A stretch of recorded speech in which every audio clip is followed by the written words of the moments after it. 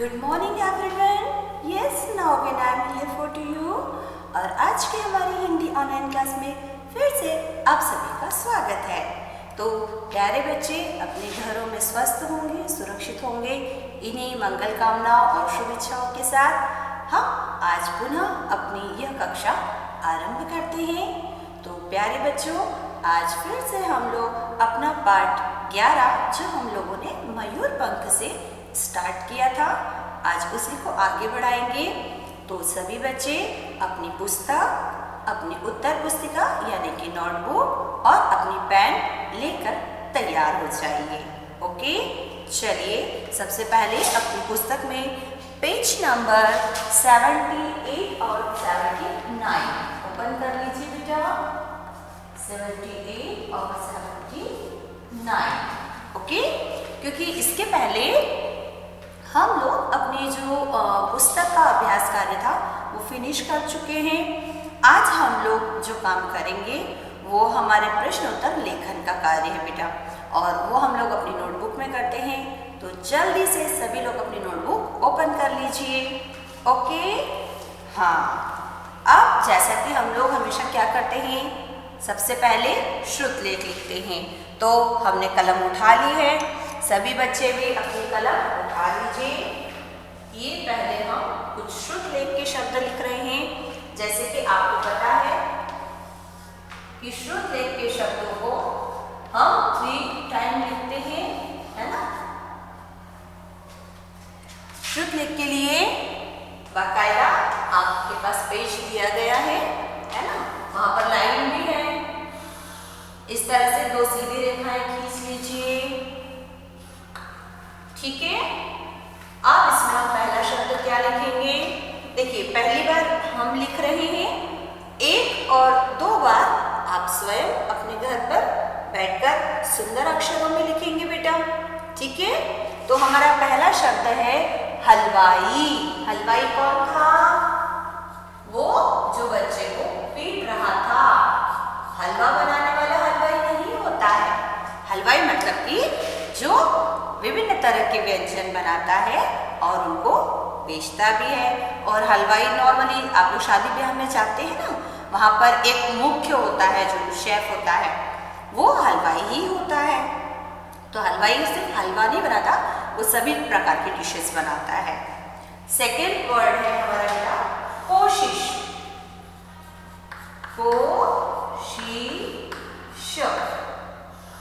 ठीक है। इसके पश्चात हमारा तीसरा शब्द है रोंगटे। रोंग, ये जो इसके में छोटे छोटे से रोए होते हैं ना, रोंगटे।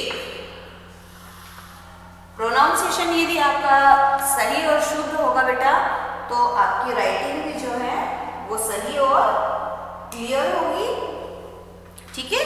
अगला शब्द है वर्णमाला। वो कौन सा अक्षर लिखना सीख रहा था? वर्णमाला के अक्षर, है ना, जिसके लिए उसे मार पड़ी थी। तो हम लोग उस शब्द को लिखते हैं। लास्ट में अंतिम शब्द है मुश्किल। मुश्किल को लिखना मुश्किल नहीं है। मुश्किल। अंत में इस तरह से लाइन ड्रॉ कर दीजिए, ठीक है। इसके बाद अगला वर्ग जो है वो क्या है हमारा बेटा, शब्दार्थ लेखन का। तो हम यहाँ पर क्या लिखेंगे, सेकंड में फिर से हमने इस तरह से उसको हेडिंग डालेंगे, वो दिखाई नहीं दे रहा है, कोई बात नहीं। चलिए, ये है हमारा शब्दार्थ लेखन।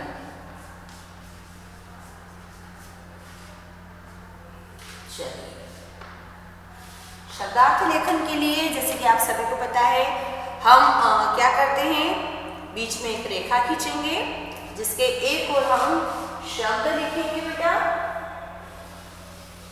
और एक और हम उसका अर्थ लिखेंगे, है ना। तो हमारा पहला शब्द क्या है, चलिए हम देख लेते हैं। पहला शब्द हमारी पुस्तक में हमें दिया गया है रोंगटे। क्या दिया गया है? रोंगटे, यानी कि रोए।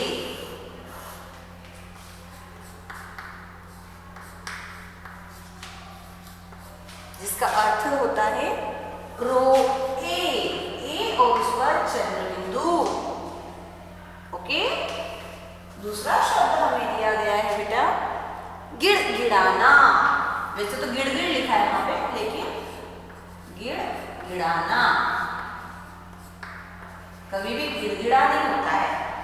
गिड़गिड़ाना यानी कि मिन्नतें करना या प्रार्थना करना।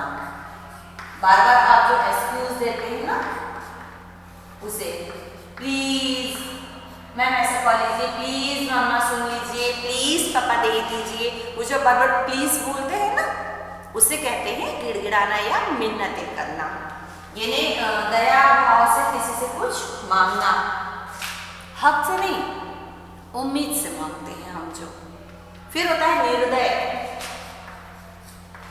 निर्दय जिसके हृदय में दया का भाव न हो, है ना, जिसमें दया का भाव न हो।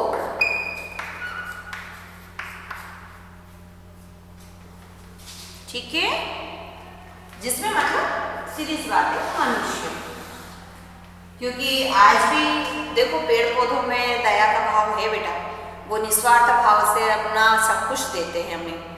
जानवर, उसमें भी दया का भाव होता है, वो भी किसी छोटे बच्चे को देखना कभी नहीं काटते हैं जब तक उसको कोई परेशान नहीं करता है, यानी अभी भी उनमें दया का भाव है। लेकिन एक मनुष्य है जिसके अंदर दया का भाव कम हो गया है।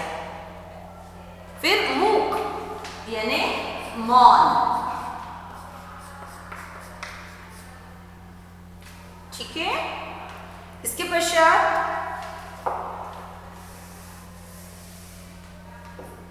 अगला वाला हमारा शब्द है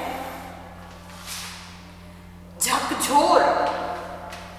झकझोर, झकझोर का मतलब होता है हिलाना। फिर वो चाहे आपके विचारों का हो, चाहे वह आपके शरीर का हो, उसे मुझे झकझोर कर उठाया मतलब मुझे हिलाकर उठाया, या उसने मेरे विचारों को झकझोर दिया, हिला दिया, बदल दिया। राह यानी रास्ता। ओके, फिर है अंतिम व्यवस्था। व्यवस्था,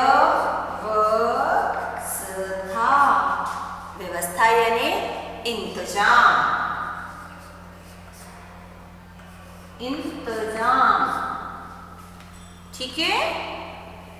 चलिए आप जल्दी से इसे पूर्ण कर लीजिए, तब तक हम इसके एक और का जो कार्य है वह वहां से हटा देते हैं।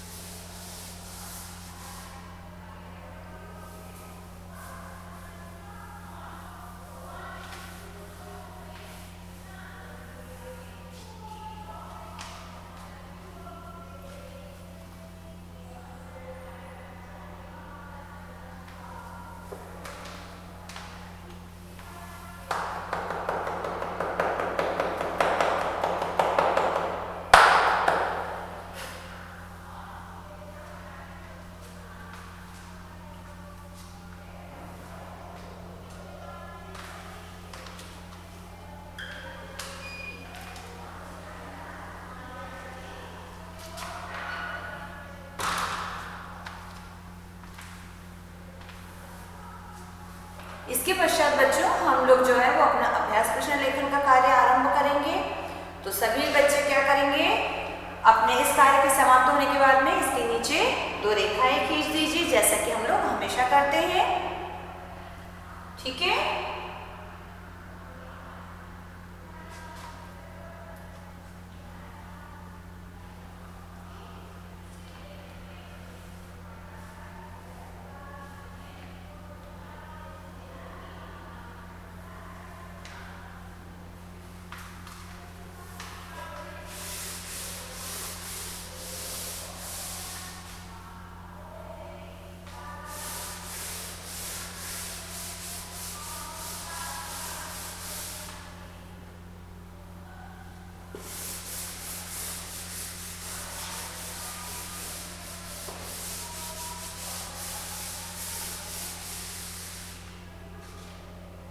चलिए अब चूंकि हम अपना प्रश्नोत्तर लेखन का कार्य कर रहे हैं तो सबसे ऊपर हम पहले क्या करेंगे, हेडिंग डाल देंगे। और हेडिंग में हम क्या लिखेंगे, इन प्रश्नों के उत्तर दीजिए। इन प्रश्नों के उत्तर दीजिए।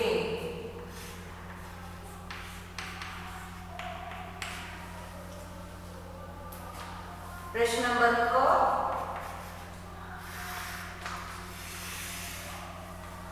हम लोग लिखेंगे। हमारा प्रश्न नंबर क, देखिए बेटा हमें पेज नंबर 79 पर दिया गया है। बच्चे को पीटता देखकर, है ना, नमन वहां पर समोसा लेने गया था तो उसने बच्चे को पीटता देखा। तो बच्चे को पीटता देखकर नमन के दिमाग पर क्या असर हुआ, ये हमने चैप्टर में पढ़ा था। असर तो बहुत कुछ हुआ था। देखिए एक तो वो जब घर आया था तो वो कैसा हो गया था, बिल्कुल सहम गया था, कुछ भी जवाब नहीं दे पा रहा था। और उससे भी ज़्यादा जैसे उसने वहाँ देखा उसके रोंगटे खड़े हो गए थे, है ना। और उसको बहुत बुरा भी लग रहा था कि कोई बच्चे को ऐसा कैसे मार सकता है। उसने बड़ी मुश्किल से खुद को संभाला भी, तब जाके उसने पूछा। और फिर एक समय ऐसा है कि जवाब सुनकर उसके पैरों के नीचे से जमीन उसको गायब सी महसूस होने लगी थी, है ना। तो उसके साथ बहुत कुछ हुआ, बहुत असर पड़ा था उसके ऊपर। लेकिन इस पूरे प्रकरण में हम यही कहेंगे कि उसके ऊपर अच्छा इफेक्ट तो नहीं पड़ा था, है ना। बहुत ज़्यादा बुरा ही असर हुआ था, कुछ भी उसमें ऐसा पॉजिटिव नहीं हुआ था। ये पूरी घटना होने के बाद में जरूर उसके विचार पॉजिटिव निकले थे, लेकिन जो असर हुआ था तुरंत उस घटना को देखकर वो कैसा था, बिल्कुल निगेटिव था, है ना। तो चलिए हम प्रश्न लिखते हैं बेटा।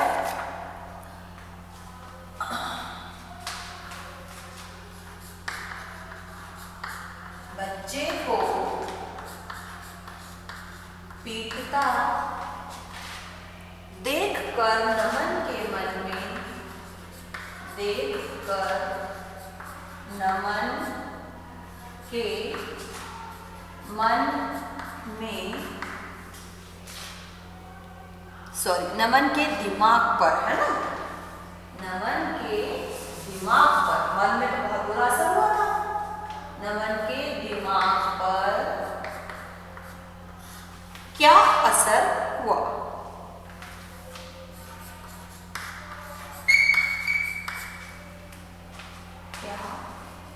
असर हुआ। प्रश्नवाचक चिन्ह, चलिए उत्तर लिख लेते हैं हम।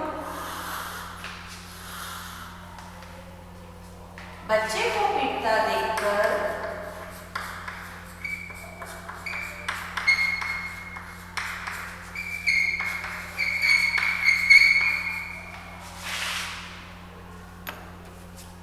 नमन के दिमाग पर, नमन के दिमाग पर बुरा असर हुआ।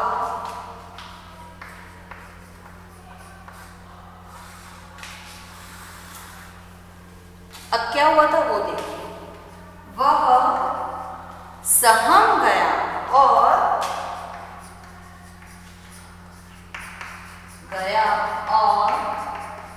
उसके रोंगटे खड़े हो गए, उसके रोंगटे खड़े हो गए। पूर्ण विराम। चलिए अगला प्रश्न ख नंबर पर हम लिख रहे हैं, आप जल्दबाजी ना करें, सुंदर अक्षर में सही मात्राएं, सही वर्ण लिखिए बेटा। शब्दों में और अक्षरों में देखिए पर्याप्त दूरी रखना है, हमें बिल्कुल भी गंदा या अव्यवस्थित कार्य नहीं करना है, ठीक है। हलवाई बच्चे को क्यों पीट रहा था, सिंपल सा क्वेश्चन। हलवाई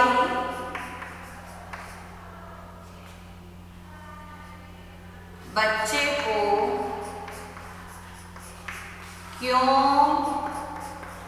पीट रहा था? ऐसा कौन सा बड़ा जुर्म हो गया था उस बच्चे से? ठीक है, चलिए तो हम लिखते हैं आखिर ऐसा क्या हुआ था। उत्तर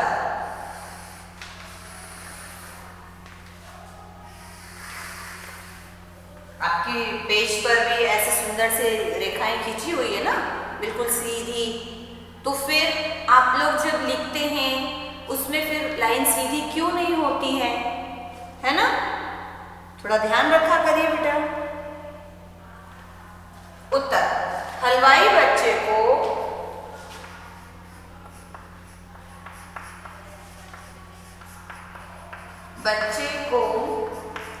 इसलिए पीट रहा था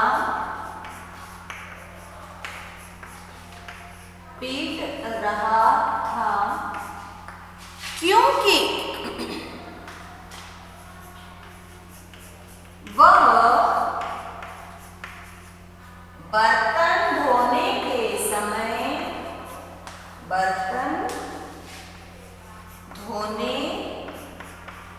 के समय क्या करता था बेचारा नन्हा सा बच्चा? बर्तन धोने के समय मिट्टी में अपनी अंगुली से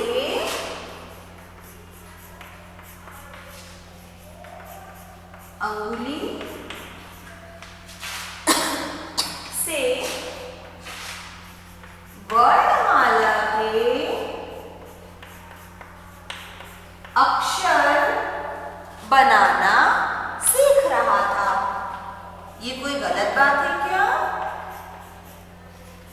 आप लोग बनाते हैं तो आपको शाबाशी मिलती है, और वो बेचारा सीख रहा था तो उसे तो पिटाई मिली।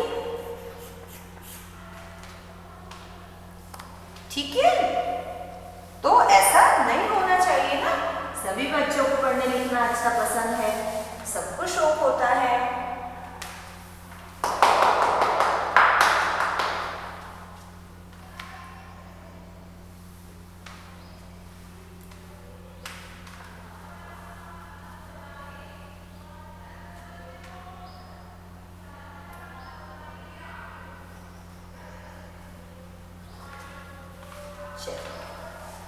हम ऊपर का प्रश्न मिटा रहे हैं भैया।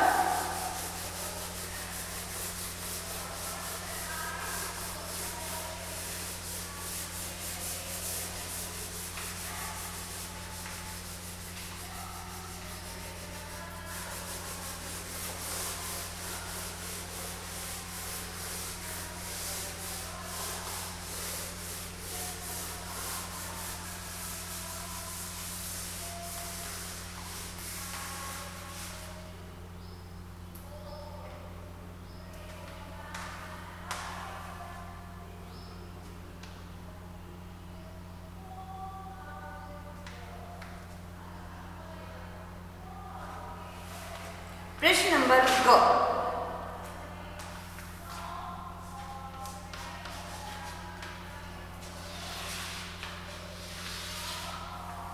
कोई बता सकते हैं प्रश्न नंबर ग हमें क्या दिया है? प्रश्न नंबर ग हमें दिया बेटा, बच्चे को हलवाई की दुकान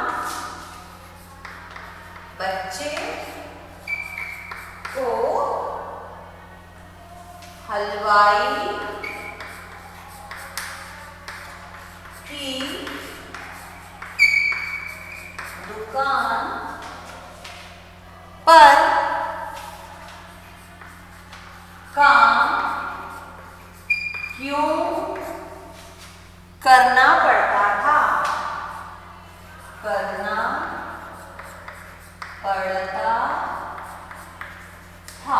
प्रश्नवाचक चिन्ह लगा दीजिए। अब उत्तर हम वो रीजन लिखेंगे जिसकी वजह से वह बच्चा वहां पर काम करता था बेटा।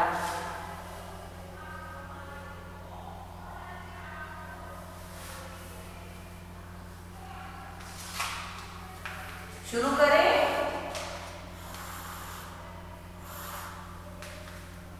चलिए, पहला रीजन तो बच्चे को हलवाई की दुकान पर काम करना पड़ता था, क्योंकि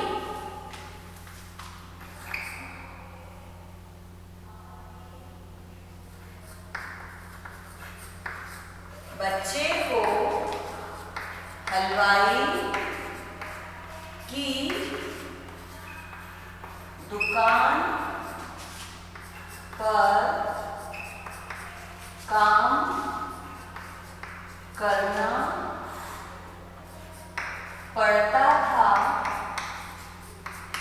क्योंकि आंसर जब भी हम लिखते हैं बेटा तो वो प्रश्न से ही शुरू होता है, इसलिए हमारी जो एक लाइन है वो प्रश्न में ही दी हुई है ना? क्योंकि उसके पिता नहीं थे, है ना? बुरी बात, पापा नहीं है घर में तो उसको आना पड़ता था पैसे कमाने के लिए। उसके पिता नहीं थे और मम्मी तो थी, लेकिन क्या हुआ था? माँ बीमार थी और माँ बीमार थी। पूर्ण विराम। ठीक है,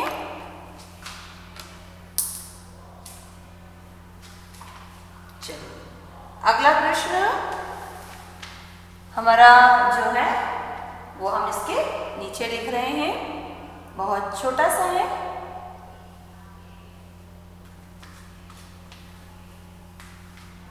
ये वाला प्रश्न आप लोगों ने कर लिया होगा, मैं उम्मीद करती हूँ।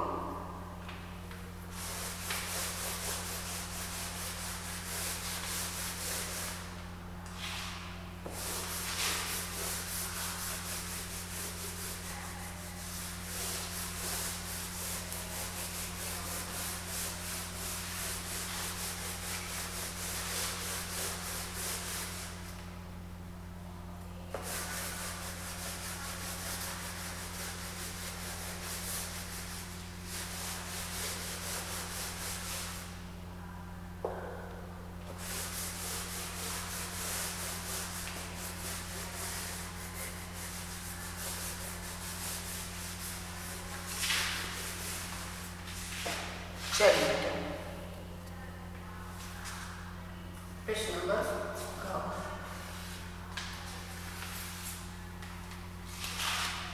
नंबर घ हमें दिया गया है, अंत में हलवाई का क्या हुआ?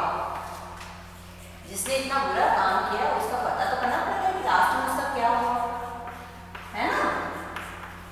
चलो उत्तर फिर से।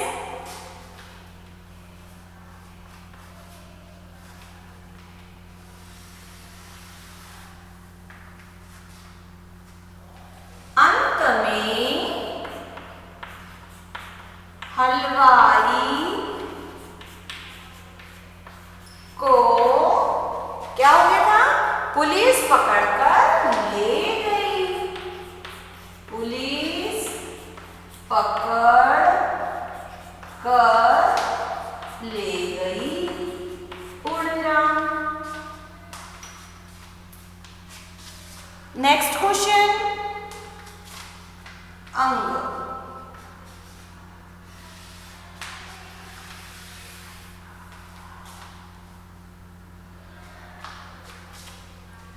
अंतिम क्वेश्चन में उन्होंने पूछा है कि इस घटना के बाद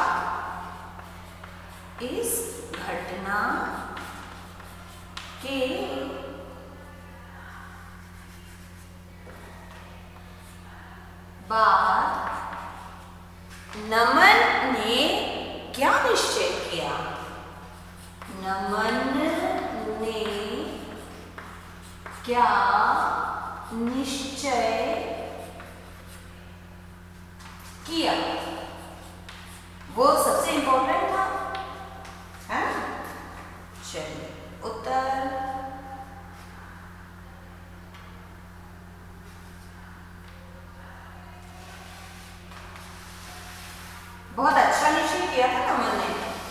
हम सभी लोगों को ऐसा करना चाहिए और ऐसा सोच रखनी चाहिए बेटा।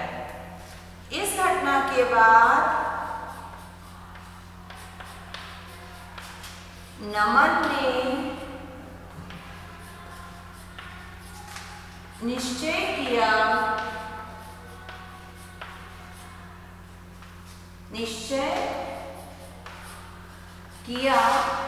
क्या निश्चय किया कि मैं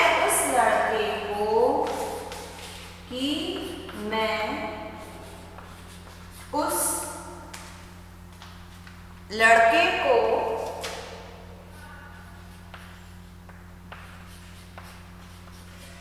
रोज रात को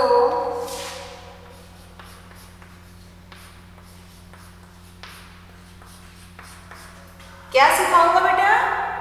पढ़ना लिखना सिखाऊंगा। पढ़ना लिखना, एक मिनट, सिखाऊंगा।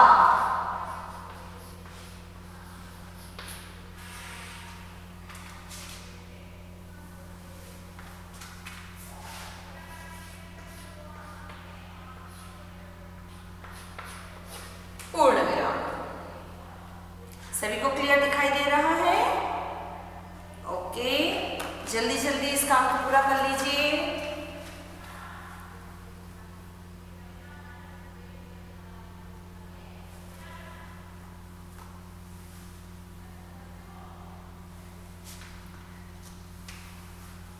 तो आज हमारा अभ्यास प्रश्न के साथ साथ प्रश्नोत्तर लेखन का कार्य यहाँ पर समाप्त होता है ना। पार्ट 11 नमन की डायरी हमने पढ़ा। नमन के साथ एक घटना हुई जिसने उसकी पूरी जीवन की दिशा, उसके सोचने के तरीके को बदल दिया। उसके बाद उसने एक बहुत इम्पोर्टेंट निश्चय किया बेटा, जो उसने पूरी जिंदगी निभाया। तो ऐसे ही हमारे जीवन में भी कुछ ना कुछ होता रहता है। हम अपने प्रतिदिन में जब भी कुछ विशेष हो उसे अपनी डायरी में जरूर लिखें, जिससे कि आगे जाकर हमें अपने फ्यूचर के लिए कुछ अच्छे मार्गदर्शन के टिप्स मिल सके, है ना। तो आप लोग से भी उम्मीद करती हूँ कि अभी आप लोग भी घर पर पूरे फ्री हैं, आप भी अपनी डायरी स्टार्ट कर सकते हैं और लिखिए। और अपनी डायरी के 2 पेज मुझे ज़रूर बताइए, सेंड कीजिए कि मैम देखिए आज कुछ ऐसा हुआ था जो बहुत अलग था, है ना।